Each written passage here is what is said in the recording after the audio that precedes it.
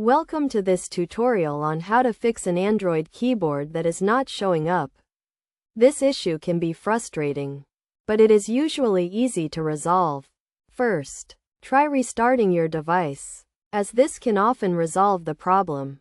If the keyboard still does not appear, go to your device settings and select Language and Input. Here, you will see a list of installed keyboards, and you should check that your default keyboard is selected. If your keyboard is not listed, you may need to download and install a new keyboard from the Google Play Store. Once installed, return to the Language and Input settings and select the new keyboard as your default. Another possible cause of the issue is that the keyboard has been disabled.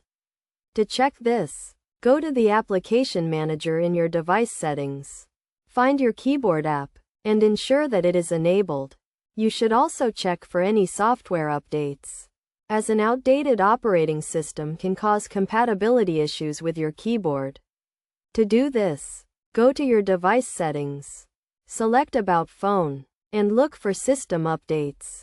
If none of these steps resolve the issue, you may need to reset your keyboard settings to their default values. To do this, go to the Language and Input settings. Select the three dots next to your keyboard, and choose Reset to Default Settings. Finally, if all else fails, you may need to perform a factory reset on your device. This will erase all data on your device, so be sure to back up your data before doing so. By following these steps, you should be able to resolve the issue of your Android keyboard not showing up.